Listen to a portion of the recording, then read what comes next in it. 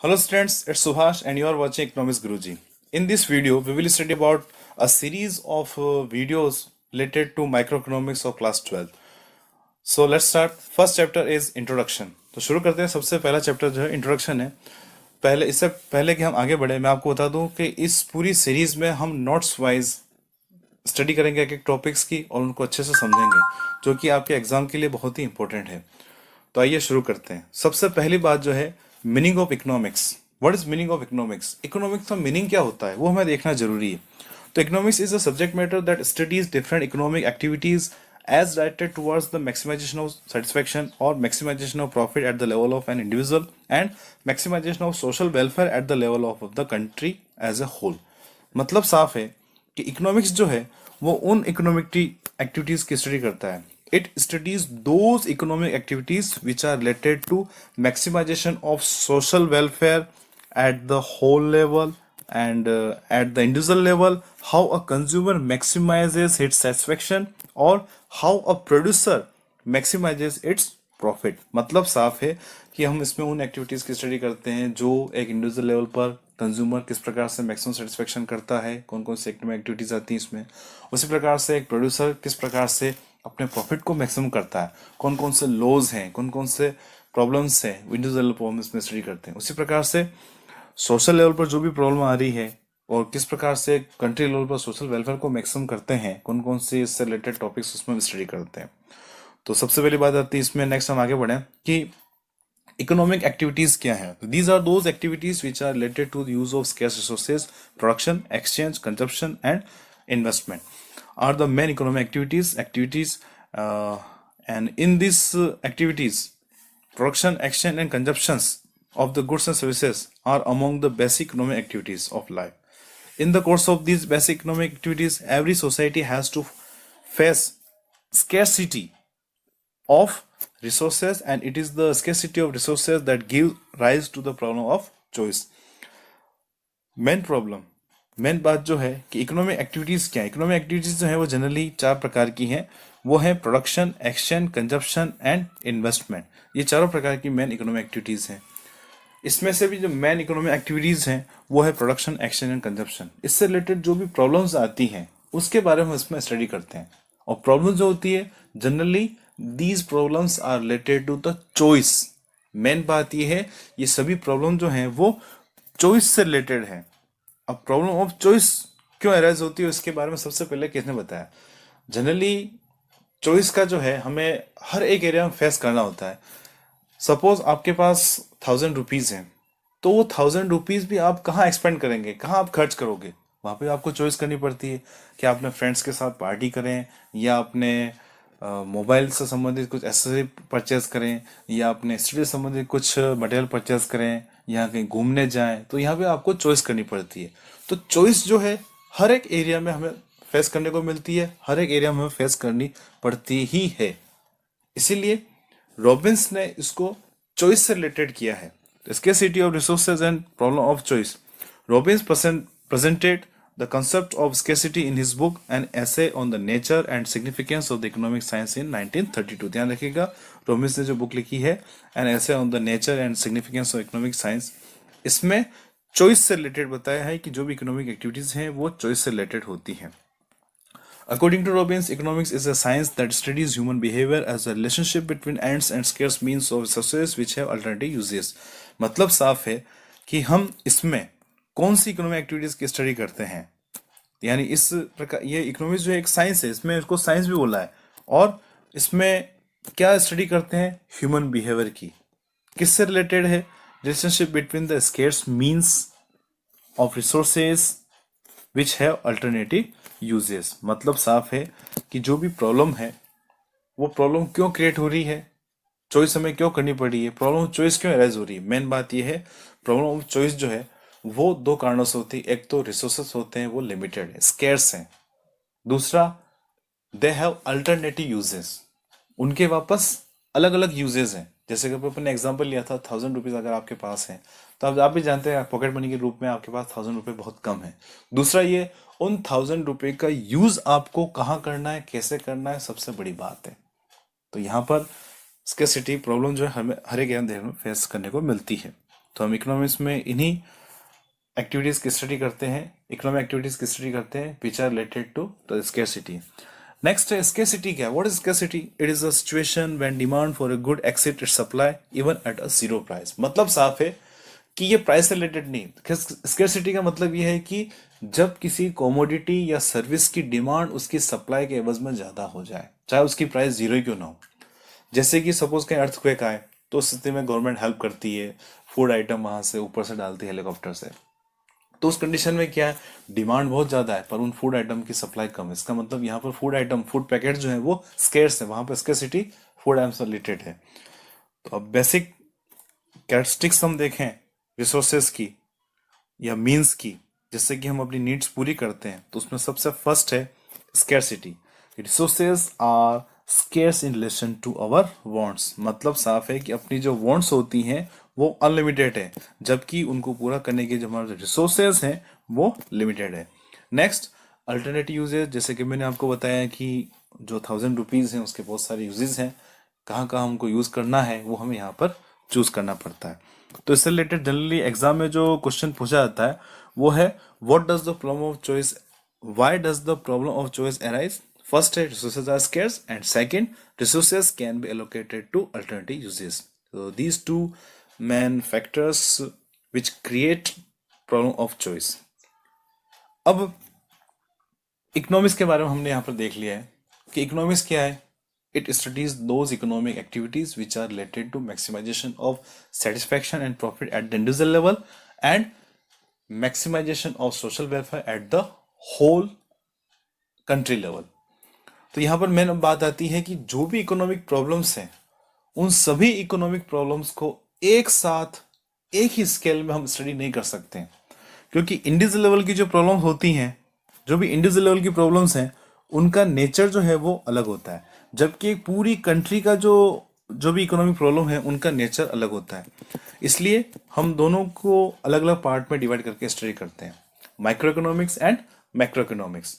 Micro micro economics जो है वो इंडिविजुअल लेवल की स्टडी करता है। इंडिविजुअल लेवल की स्टडी मतलब इसमें कोई एक जना आ गया, जैसे कि कोई एक कंज्यूमर हो गया या एक प्रोड्यूसर हो गया। एक कंज्यूमर किस प्रकार से अपना सेटिस्फेक्शन मैक्सिमम करता है, how a consumer maximises satisfaction. Next है how a producer maximises his profit. तो इंडिविजुअल लेवल की प्रॉब्लम जो होती है वो हर एक कंट्री में सेम होती है, इसके सॉल्यूशंस भी होते हैं हर एक कंट्री में सेम होते हैं, इसलिए इसको हम माइक्रो इकोनॉमिक्स स्टडी करते हैं। जबकि macro economics, macro means large, बड़ा, मैक्रो का मतलब होता है बड़ा। तो हम यहां पर देखते हैं कि मैक्रो इकोनॉमिक्स क्या है। It studies those economic activities which are related to country level, which such problems which affects the whole country. मतलब साफ है कि उन प्रॉब्लम की यहाँ पे स्टडी करते हैं जो पूरी कंट्री को यहाँ पर अफेक्ट करता है। पूरी कंट्री लेवल की जो प्रॉब्लम होती है उसको मैक्रो इकोनॉमिक्स में स्टडी करते हैं। जो कि कंट्री वाइज देखें तो हर एक कंट्री की जो प्रॉब्लम्स हैं उनका नेचर अलग होता है, उनके सॉल्यूशंस अलग होते हैं, इसलिए हम उसको माइक्रो इकोनॉमिक्स डालते हैं। तो मैक्रो इकोनॉमिक्स जो है उसका स्कोप अब थोड़ा बढ़ता जा रहा है। जनरली पहले जो था वो माइक्रो मैक्रो दोनों एक साथ हम स्टडी करते थे, क्लासिकल और न्यू क्लासिकल इकोनॉमिक्स। जब हम मैक्रो स्टार्ट करेंगे देखेंगे कि क्लासिकल और न्यू क्लासिकल दोनों में क्या कंट्रोवर्सी थी और किस प्रकार से मैक्रो इकोनॉमिक्स जो है वो इमर्ज हुआ है। तो मेन बात यहाँ पर हमें ये देखना है कि माइक्रो इकोनॉमिक्स जो है वो स्मॉल लेवल की इकोनॉमिक यूनिट्स की स्टडी करता है, जबकि मैक्रो इकोनॉमिक्स जो है वो होल लेवल की यहाँ पर स्टडी करता है। तो इसमें डिफरेंस क्या क्या हो सकता है। जनरली जो एग्जाम में जो क्वेश्चन पूछा जाता है वो क्वेश्चन है what is the difference between micro and macro. First is it studies the economic relationship or economic problems at the level of individual, a firm, a household और a consumer। Main बात यह है कि इसमें individual level की problem को study करते हैं, जबकि इसमें it studies the economic relationship or problems at the level of economy as a whole like poverty, unemployment etc। तो ये इसमें हम स्टडी करते हैं। नेक्स्ट है it basically concerned with the determination of output and price of individual firm और industry. मतलब इसमें यह कि एक इंडिविजुअल लेवल पर प्राइस क्या डिटरमाइन होगी, एक कंज्यूमर कितनी प्राइस देना चाहता है, कितनी प्राइस लेना, एक प्रोड्यूसर कितनी प्राइस लेना चाहता है, एक प्रोडक्ट की क्या प्राइस डिटरमाइन होगी, उसके बारे में हम यहाँ पर स्टडी करते हैं। जबकि इसमें जनरल प्राइस लेवल और general output level, aggregate output क्या डिटरमाइन होंगे, इकोनॉमी में क्या होने चाहिए, उसके बारे में इसमें स्टडी करते हैं। नेक्स्ट है, it is particularly focused on price analysis, मतलब इसमें मेन बात वही प्राइस से रिलेटेड है, क्या प्राइस होनी चाहिए क्या है। जबकि इसमें जो है वो इनकम एनालिसिस है, मतलब एक इकोनॉमी में इनकम लेवल क्या हो, क्योंकि जो भी इकोनॉमिक लेवल पर या इकोनॉमी लेवल पर जो भी प्रॉब्लम क्रिएट होती है, उन सभी प्रॉब्लम्स की रूट प्रॉब्लम है, जड़ है, वो है अनएम्प्लॉयमेंट। और अनएम्प्लॉयमेंट क्यों है, क्योंकि लोगों के पास काम नहीं है, लोगों के पास इनकम नहीं है। तो यहाँ पर मेन डिसाइड करना है, और लोगों के पास काम नहीं है क्यों, क्योंकि मार्केट में डिमांड नहीं है, और डिमांड नहीं है क्यों, क्योंकि लोगों के पास इनकम नहीं है। तो मेन बात है इसमें कि इनकम लेवल क्या डिटरमाइन हो, कि वो इनकम लेवल इकोनॉमी में पहुंचे, उस इनकम लेवल के बराबर का आउटपुट इकोनॉमी में प्रोड्यूस हो, उस आउटपुट होगा तो लोगों को काम मिलेगा, अनएम्प्लॉयमेंट है वो दूर होगा, लोगों के पास इनकम पहुंचेगी, वो डिमांड करेंगे और इकोनॉमी अच्छे से चलती रहेगी। तो एक पूरी इकोनॉमी में जो पूरा मास है, जो पूरी पॉपुलेशन है, उस पूरी वर्किंग पॉपुलेशन को काम मिल सके, इसके लिए जरूरी है कि उतनी डिमांड इकोनॉमी में आए, और उतनी डिमांड इकोनॉमी में आए उसके लिए जरूरी है कि उतनी इनकम जो है वो इकोनॉमी में हो। इसलिए जनरली इसको हम इनकम एनालिसिस करते हैं। बेसिकली ये इनकम से रिलेटेड होता है कि कंट्री में इनकम और एम्प्लॉयमेंट लेवल क्या होना चाहिए। नेक्स्ट है, it is less important for comparative study, जबकि ये जो है कंपेरेटिव स्टडी के लिए बहुत ही इंपॉर्टेंट है। दो कंट्री के बीच में, दो रीजन के बीच में स्टडी करनी तो हम मैक्रो इकोनॉमिक्स की ही स्टडी करते हैं। नेक्स्ट आगे बढ़े तो थ्योरीज कौन कौन सी हैं वो आप देख सकते हैं। जनरली एग्जाम में आप लिखे हैं तो ठीक है, नहीं तो चलता है। ये जो भी थ्योरीज जो हैं वो सभी थ्योरीज जो हम आगे वाले कॉन्सेप्ट्स हैं, आगे वाले चैप्टर में हम स्टडी करेंगे। तो इस प्रकार से हमने देखा कि माइक्रो इकोनॉमिक्स और मैक्रो इकोनॉमिक्स क्या है, और एज ए कंक्लूजन देखें तो in short, microeconomics studies economic problems at the individual level or units. On the other hand, macroeconomic studies the economic problems or issues at the large level or at the economic as a whole. तो main बात इसमें ये है, economy, sorry यहाँ पे देखिएगा as a economy है, उसको स्टडी करना है, ऐसे इकोनॉमी पढ़ना है। तो इस प्रकार से देख सकते हैं कि माइक्रो मैक्रो इकोनॉमिक्स में क्या डिफरेंस है। अगर एक नंबर में आपको पूछें तो आप सिर्फ एक या दो नंबर में आपको पूछें तो आप सिर्फ ये इतना लिख सकते हैं, जबकि ज़्यादा मार्क्स में अगर आप पूछें तो अभी हमने जो यहाँ पर टेबल देखी है, टेबल डिफरेंसेस हैं, वो डिफरेंसेस हम यहाँ पर लिख सकते हैं। नेक्स्ट हम आगे बढ़े, व्हाट इज सब्जेक्ट मैटर और स्कोप ऑफ इकोनॉमिक्स। इकोनॉमिक्स का सब्जेक्ट मैटर क्या है, स्कोप क्या है। सिंपली स्कोप से मतलब ये कि कौन कौन से कॉन्सेप्ट्स, कौन कौन से चैप्टर्स, कौन कौन सी प्रॉब्लम्स हैं, वो हम माइक्रो मैक्रो इकोनॉमिक्स में स्टडी करते हैं। The subject matter of economics is subdivided into two core branches, microeconomics and macroeconomics. This division came into existence only after 1930 as per the suggestion by Ragnar Frisch. तो सबसे पहले Ragnar फ्रिश ने ही micro macro economics के बारे में बताया था 1933 में, ध्यान रखिएगा, रेगनर फ्रिश ने। तो सब्जेक्ट मैटर जो है इकोनॉमिक्स का, उसको दो भागों में स्टडी करते हैं, एक तो है माइक्रो इकोनॉमिक्स और सेकंड है मैक्रो इकोनॉमिक्स। माइक्रो इकोनॉमिक्स में जो भी प्रॉब्लम्स होती हैं, जैसे कि प्रोडक्ट प्राइसिंग है, क्या प्रोडक्ट प्राइस होने चाहिए, फैक्टर प्राइसिंग है, वेलफेयर इकोनॉमिक्स है, इसके बारे में यहाँ पर स्टडी करते हैं। जबकि मैक्रो इकोनॉमिक्स में theory of national income, employment, price analysis, इसके सबसे बारे में स्टडी करते हैं। तो सबसे अच्छा तो ये है कि हम माइक्रो इकोनॉमिक्स, जैसे कि मैंने स्टडी किया है कि माइक्रो इकोनॉमिक्स में माइक्रो लेवल की जो भी प्रॉब्लम्स होती हैं, एक कंज्यूमर से रिलेटेड लॉज जो हैं, प्रोड्यूसर से रिलेटेड जो लॉज हैं, एक मार्केट से रिलेटेड जो थ्योरीज हैं, किस प्रकार से प्रोडक्ट प्राइसिंग होती है, किस प्रकार से उसमें चेंजेस होते हैं, वो सब हम माइक्रो इकोनॉमिक्स देखते हैं। जबकि मैक्रो इकोनॉमिक्स में जो है वो हम किस प्रकार से एक इकोनॉमी में जो भी प्रॉब्लम्स हैं, किसको उसको हम दूर करेंगे, कैसे दूर करेंगे, क्या उनका सॉल्यूशंस होते हैं, कौन कौन सी प्रॉब्लम्स होती है, उसकी हम स्टडी करते हैं। तो सिंपली इस सब्जेक्ट मैटर के बारे में आप जब जान पाएंगे तब जब हम माइक्रो मैक्रो को पूरे कंप्लीटली अच्छे से पढ़ लेंगे।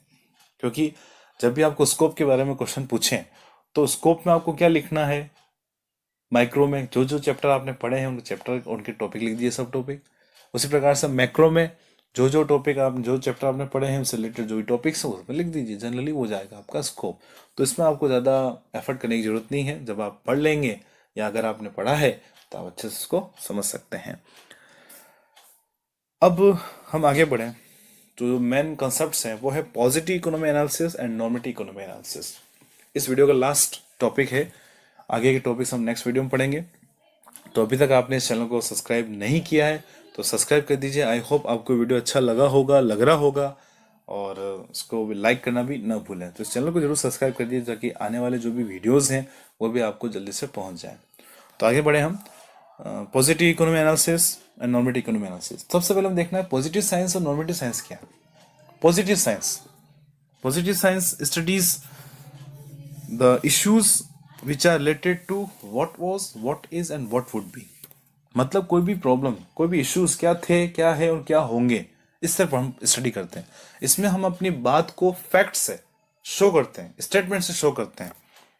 जबकि नॉर्मेटिव साइंस में आदर्श आ जाते हैं, अपने वैल्यू जजमेंट आ जाते हैं, हमें क्या करना चाहिए, व्हाट और टू बी, इसको हम कंसर्न ज्यादा करते हैं। तो हम देख सकते हैं कि positive economy analysis it refers to the analysis in which we study what is or how an economic problem is solved by analyzing various positive statements and mechanism. These are factual statement and describes what was, what is and what would be. Main बात जो मैंने बताई थी आपको वो ये है, इसमें उन इकोनॉमिक प्रॉब्लम की स्टडी करते हैं, यानी जो भी इकोनॉमिक प्रॉब्लम है वो प्रॉब्लम क्या थी, what was, what is क्या है एट प्रेजेंट में, और ये चलता रहा तो क्या होगा, what would be। बस इसके बारे में हम स्टडी करते हैं। These statements can be tested, proven or disproven and don't involve personal value judgment। मतलब इस प्रकार के एनालिसिस में जो है, इसमें इस एनालिसिस में है जो भी स्टेटमेंट्स हैं उसकी हेल्प से हम इसको टेस्ट कर सकते हैं, प्रूव कर सकते हैं, और इसमें किसी प्रकार से वैल्यू जजमेंट नहीं होती, यानी क्या करना चाहिए क्या नहीं करना चाहिए वो इसमें कोई इंक्लूड नहीं होता है। नेक्स्ट जो नॉर्मेटिव एनालिसिस है, मतलब जो मैकेनिज्म, इकोनॉमिक प्रॉब्लम जो है उसको दूर करने के लिए जो मैकेनिज्म एडप्ट किया है, क्या वो मैकेनिज्म सही है या गलत, उसके बारे में हम डिटेल से स्टडी करते हैं इसमें। तो वो आ जाता है normative aspect, normative economic analysis. So it refers to the analysis in which we study whether a particular mechanism is desirable और not. In this analysis we study what ought to be. Main जो बात है ये है what ought to B, क्या होना चाहिए। Positive economic analysis में तो what is, what would B, what was, what is and what would B था, जबकि इसमें व्हाट और टू बी, जो भी प्रॉब्लम्स है उसको क्या होना चाहिए, उसके सॉल्यूशंस क्या हैं, कैसे उसको दूर करें, उसके बारे में हम स्टडी करते हैं। तो it study in what ways economic problems should be solved. In other words it is concern with what would be and what shouldn't be and what is desirable and what is not. मतलब क्या होना चाहिए क्या नहीं होना चाहिए, क्या अपनी इकोनॉमी के लिए सही है और क्या इकोनॉमी के लिए सही नहीं है, यानी जो मैकेनिज्म एडप्ट किया है क्या वह सही है, अगर सही नहीं है तो उसको कैसे दूर करना चाहिए, उसको आगे बढ़ाना चाहिए नहीं बढ़ाना चाहिए, उसके बाद हम स्टडी करते हैं। In this way studies normative statement that can't be tested as they involve personal value judgement.